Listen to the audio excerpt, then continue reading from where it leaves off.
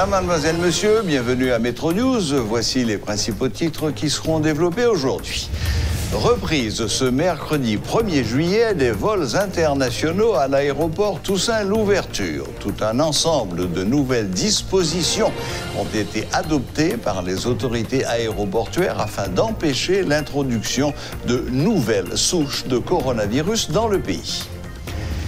Plus de 12 000 cas suspects de coronavirus sont recensés par les autorités sanitaires haïtiennes.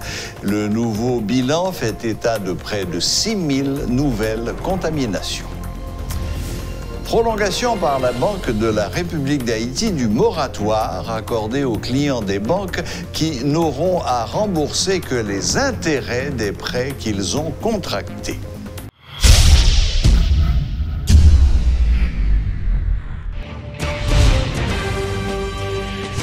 Comme annoncé par le Premier ministre Joseph Joute, les vols ont repris ce 1er juillet à l'aéroport international Toussaint-Louverture.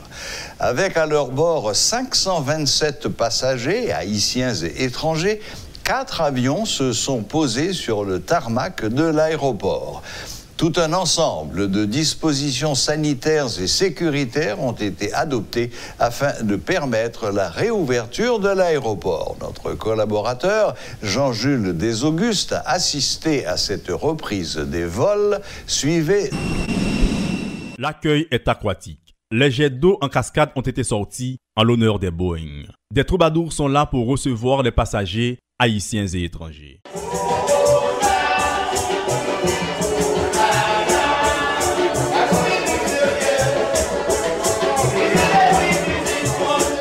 Certains ont passé plus de 3 mois loin de leur famille malgré eux. La faute en revient à la pandémie de Covid-19 qui frappe de plein fouet Haïti. Pourtant, les passagers interrogés n'oublient pas que ce sont les autorités haïtiennes qui ont pris la décision de fermer le pays.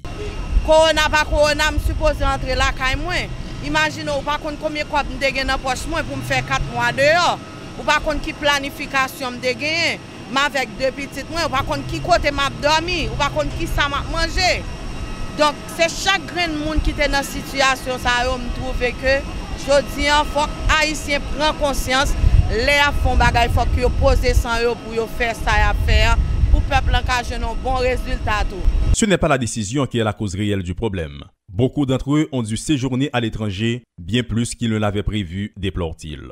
C'était très difficile pour les Haïtiens parce que, imaginez, il y a des gens qui ont un business, qui quittent madame, qui quittent petit, ok? Donc, et comme ça, tout le monde qui quitte Mario à petit aussi. Donc, ils ont été aux États-Unis, ils n'ont pas qu'à venir. Ils ont regardé tout l'autre pays. Ils font façon, dirigeants pays, ils vont chercher citoyens. Mais qu'en est-il du fameux test négatif censé être obligatoire pour rentrer au pays? Qu'en pensent les passagers? Test soit parlé là, c'est pendant l'avion Philadelphia pour Miami.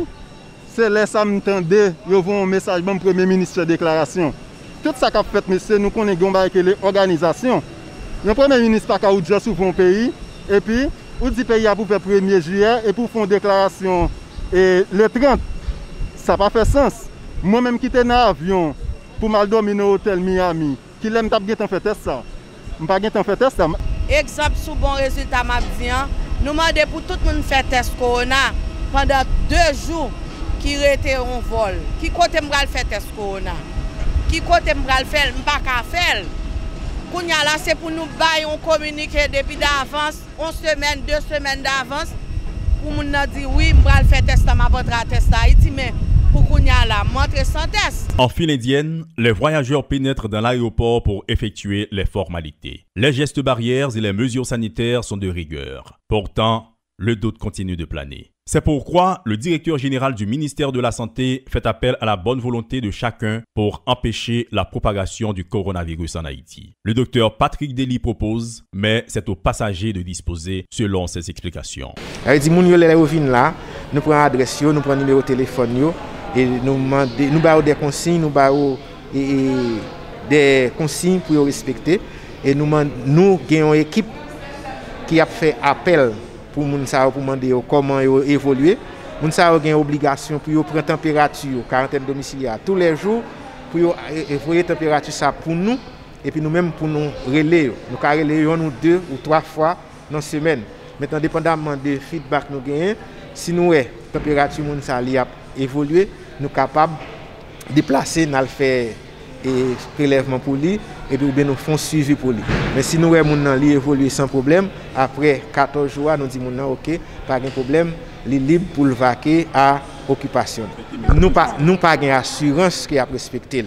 Les 4 vols internationaux qui ont atterri mercredi sur le tarmac de l'aéroport Toussaint-Louverture sont les premiers après 3 mois de fermeture en raison des risques de contamination liés à la COVID-19.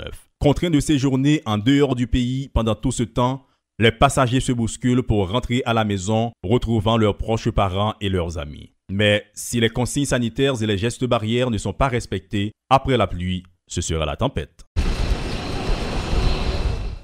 La réouverture des aéroports internationaux en pleine 3e phase du coronavirus est une décision stratégique et économique selon les membres du gouvernement. Mais le débat sur une potentielle 2e vague de la COVID-19 est encore sur la table. Elissi Diolassin et Jean-Jules Desaugustes pour Télémétropole. 42 nouveaux cas de coronavirus ont été détectés dans le pays selon les derniers chiffres publiés par le ministère de la Santé publique en date du 30 juin. 5 975 personnes ont donc contracté la maladie depuis son introduction en Haïti le 19 mars dernier et 105 en sont mortes. En ce qui concerne le taux de létalité de la pandémie, il reste à 1,8%. Le pays compte 12 188 cas suspects. La Banque de la République d'Haïti prolonge le moratoire accordé aux clients des banques qui n'auront à rembourser que les intérêts des prêts qu'ils ont contractés. Une mesure valable jusqu'au 30 septembre pour les particuliers et jusqu'au 31 décembre pour les entreprises. De même, toutes les créances seront exonérées de frais de retard, à l'exception de celles sur les cartes de crédit. Enfin, pour permettre aux institutions financières de consolider leurs fonds propres, la BRH interdit toute distribution de dividendes pour cet exercice fiscal. Le ministère de la Justice reconnaît que des erreurs ont pu se glisser dans les listes des détenus ayant bénéficié de la grâce présidentielle qui avait pour but de désengorger les prisons en cette période de pandémie de coronavirus. Dans une note de presse datée du 30 juin, le ministre Luc Mandelil rappelle que la liste des détenus a été établie dans le respect des critères définis en concertation avec l'OPC, le BINU, la Fédération des barreaux et le décanat du tribunal de première instance de Port-au-Prince, entre autres. Suivez ces explications. Le président n'a pas gagné pour de près de juin avec l'histoire. Ça, m'attendait.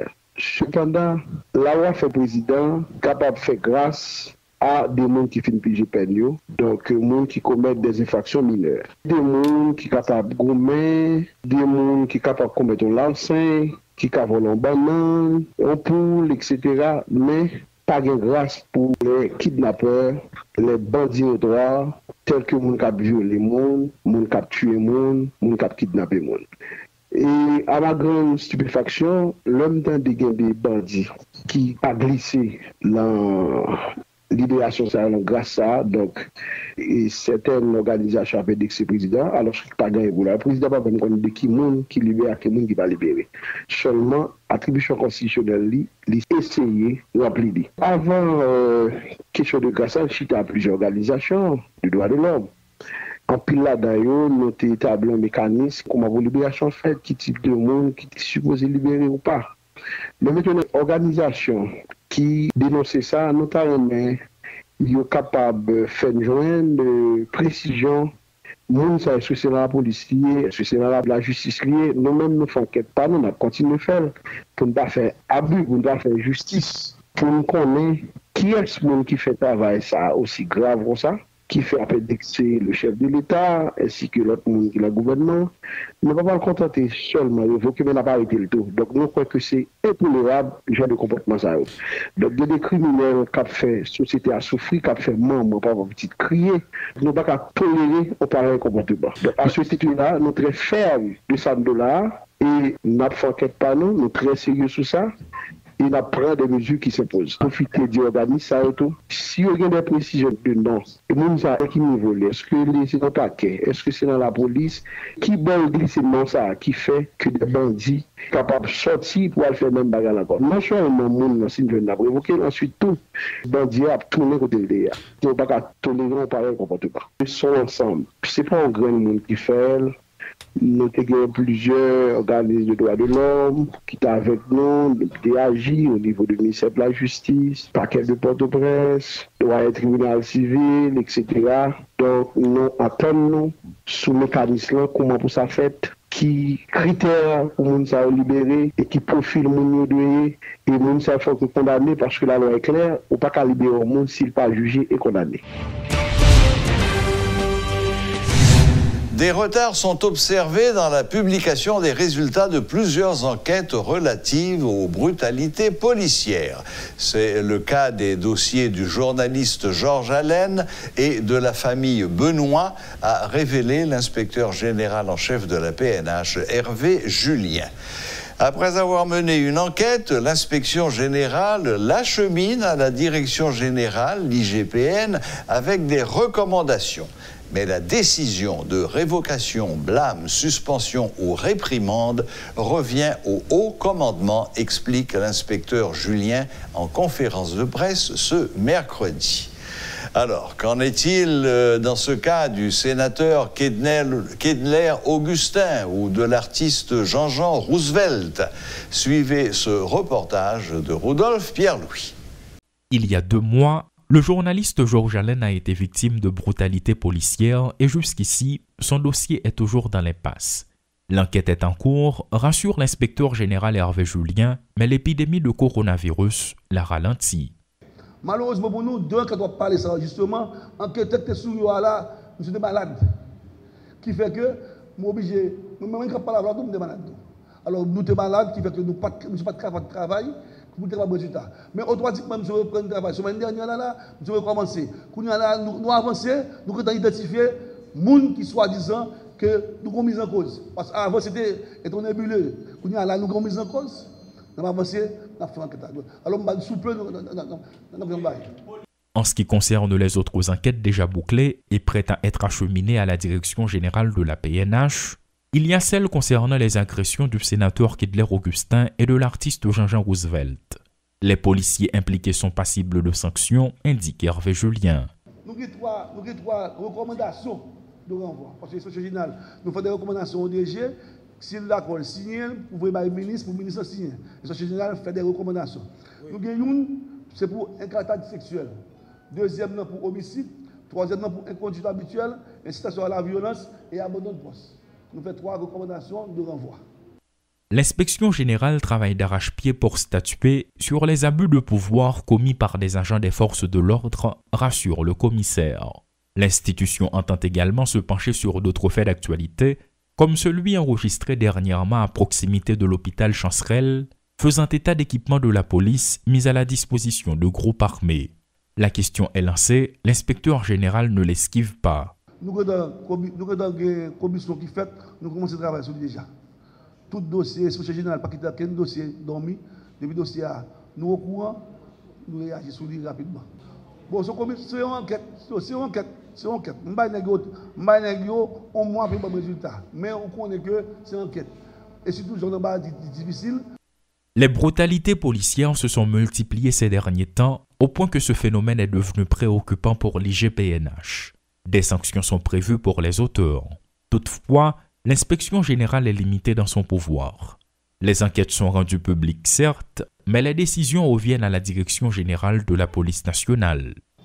Lorsque un incident est arrivé, l'inspection générale fait enquête, nous faisons des recommandations. Les recommandations n'est pas nécessairement renvoi. Il y a blâme, il y a suspension sans solde, il est capable de mise en disponibilité sans solde, il est capable de réprimande, il est capable d'avertissement. Dans deux cas, ça là, pas de renvoi là-dedans. Tu as gagné des policiers sanctions qui ne peuvent pas juste suspension.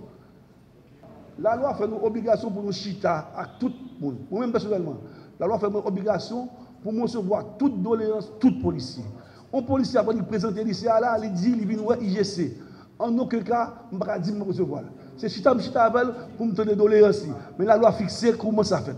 Vers la fin de cette rencontre avec la presse, Abelson Groneg, le porte-parole du syndicat de la PNH, a tenté de prendre la parole.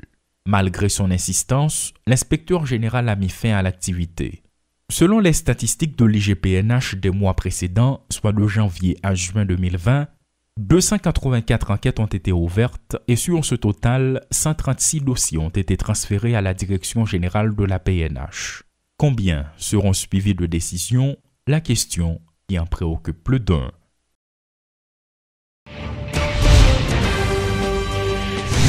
Voilà, la boucle est bouclée. Merci de nous rester fidèles et à la prochaine, même heure, même chaîne.